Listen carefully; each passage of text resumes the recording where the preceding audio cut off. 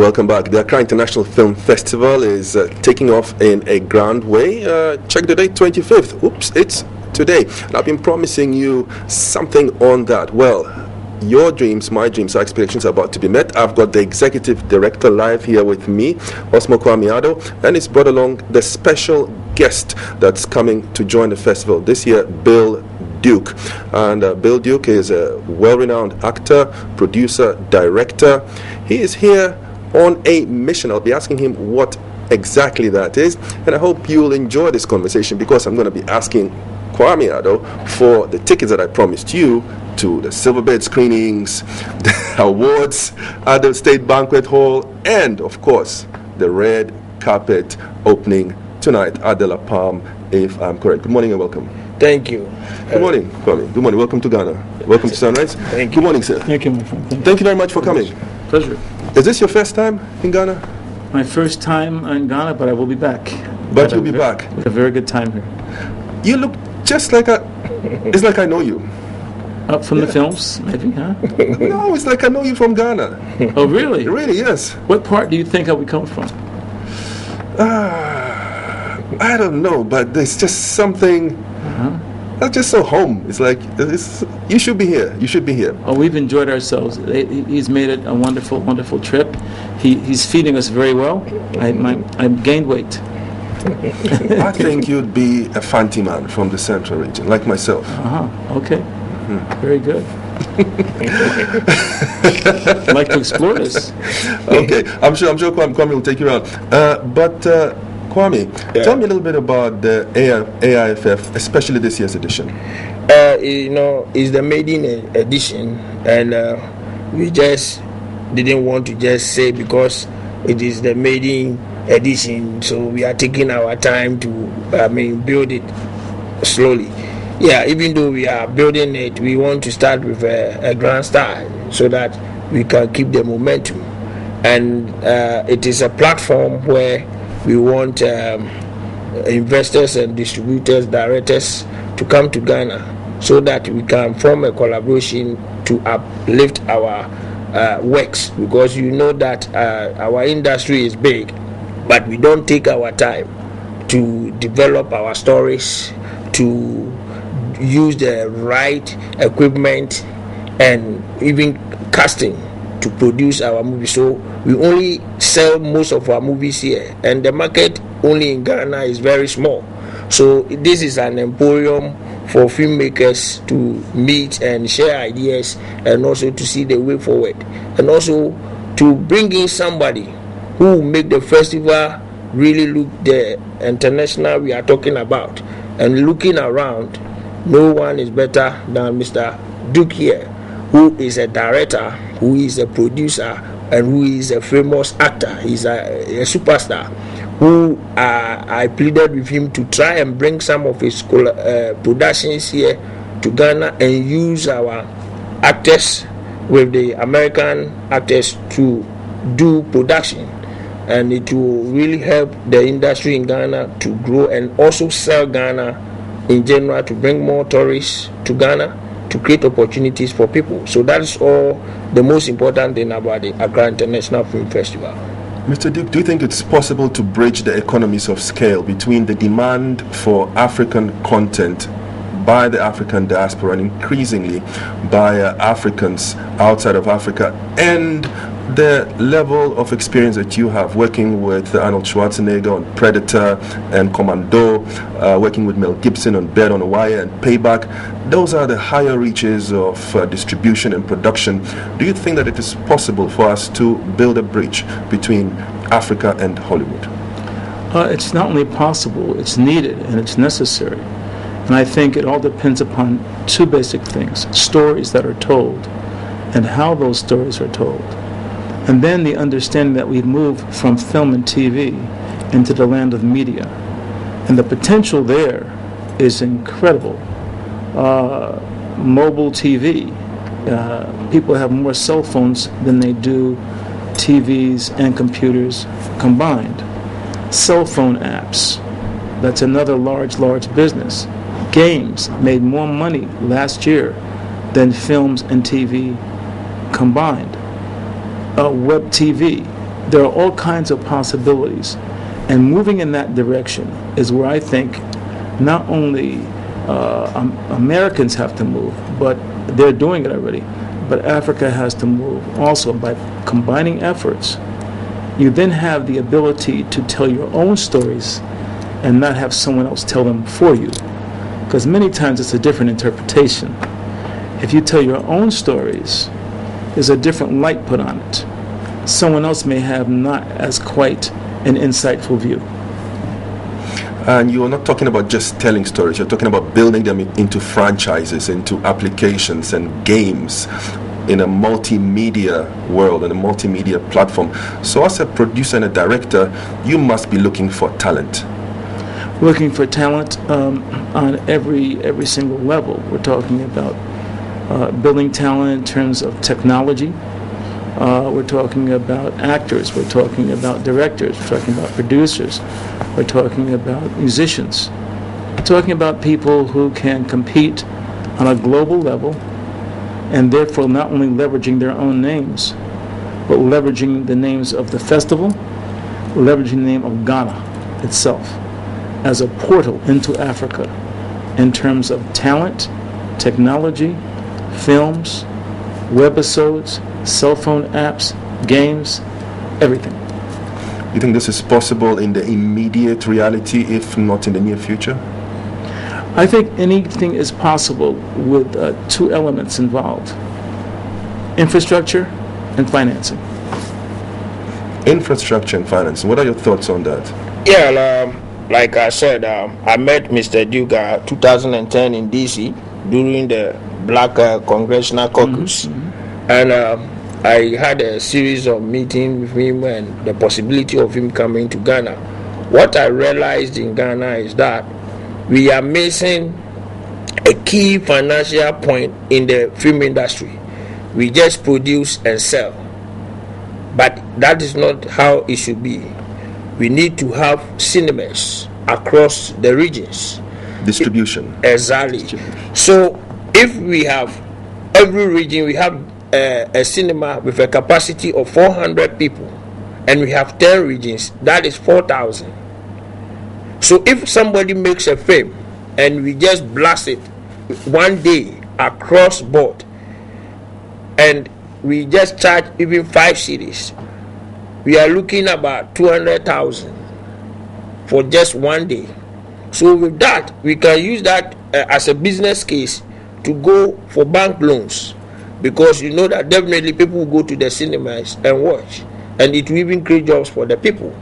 But if you just produce and sell, then it means that somebody can get one CD and his 10 or 20 friends could all have the CD and they won't buy, and it makes the producer or the banks, it's not attractive to the banks to give Ghanaians filmmakers loans to do movie, because how to get your money back is the problem. Mr. Duke, is the world ready for African stories as told by Africans? I think that African stories should be universal stories because we're human beings. And if Africans are telling the stories along with African Americans, then it becomes a global phenomenon. And if there are whites involved in the story too, we should not limit ourselves to the color of our skin. We should limit ourselves to our ability to attract a global audience and be involved in that. And along with what Nana was just saying, for example, it is not only possible to create films and have them distributed here on the film level, but an incredible thing happened in America recently. Netflix, which is an online entity, as you know, that has been just distributing content and buying content, just spent $100 million on a series called House of Cards, starring Kevin Spacey. They released it a few weeks ago. It made its money back with a profit, and they're doing several more episodes. They're looking for content. So imagine creating something that draws attention here, and then secondarily putting it to Netflix. That's more money for everybody involved. So I'm saying the potential is so great. It's about coming up with great stories that everybody, whether you're Chinese, Japanese, black, white, green, makes no difference. You can identify with it, but the stories are told by us. About 3 million people watching us right now, spread all over Ghana, some even from abroad. I'm sure they would love to send you an email with a synopsis of their story. Are you ready for 1 million emails, Mr. Duke? As long as they come through you, and that you edit them. Me, 1 million emails, no, as long as they come through. You're our ambassador. You're our ambassador of content. Yes. He's became our ambassador of content. Kwame, what are the outcomes that you're looking for? You're going to have, a fantastic event. I can see that already. Bill Duke is here. He's brought, a lot of credibility and extra dimension to the whole event. Yeah. You're going to be looking at, some really good Ghanaian classics. I would really love to see No Time to Die again. Yes. I think that's a movie that I can watch 5, 6, 7 times over. But what do you expect as an outcome when it's all over and the awards, have been given and the toasts have been toasted? What do you expect? One thing I want to, or we want to achieve, is that at the end of the day, I want our stakeholders in the industry to grab the opportunity that is available now, because Mr. Duke came with 6 experts in all avenues. They should be there and grab the opportunity, because the Minister of Tourism, Culture and Creative Arts will be our guest of honor, but the rest is for us to grab the opportunity. I met Mr. Duke in America 2008. I met him again in 2010, and I grabbed the opportunity. That is why he is here. So I wouldn't say I want our filmmakers or industry players to just come and just show off on the red carpet and all that. Mr. Duke is a director. His movie, which is going to premiere, is called The Dark Girls, and this movie is premiering the same week that the movie will be shown tonight in America. And Mr. Duke has directed Lawrence Fishburne, Vivica Fox, all the big players, Whoopi Goldberg, Louis Gossett Jr. You can name all of them. Shema Moore of Criminal Minds was one of his students and all that. So people must come and meet Mr. Duke and grab the opportunity. That's all that I would say. If I'd really believed that you were coming with him, I would have put on a different jacket. Honestly. Cotton print tie. I can arrange for one for you. Bill Duke on Sunrise #epic. Clearly remember his role as cook in Commando. That's hopefully Amigavi posting 5 minutes ago. Hackman Slalom says, I can't believe I've even seen Mr. Duke in the GH in Ghana. Like the way he talks in movies with his big and slow voice. Okay, Vasil Makupong says, Mr. Bill Duke, you're welcome to Ghana. He's got a question. Why is it that you always play the bad guy in all your movies that I've watched? I've played several bad guys, but I played good guys also. But I like bad guys because bad guys get things done. Bad guys get things done. I've always said this. There's always a good guy and a bad guy. And sometimes the bad guys sell more movie tickets than the good guys. I mean, just think about Dracula and, some of the villains. I mean, they're serious. All the vampire movies, they're all bad. I mean, Denzel Washington was the finest actor until he became a bad cop. That won him the best actor in the Oscar. So bad guys, they sell. They really sell. Well, some people are not interested in production, and they're not even interested in play acting. They're talking about party tickets. Togbe Ghana says, well, he is expecting 2 tickets for him and his lady. What do you say?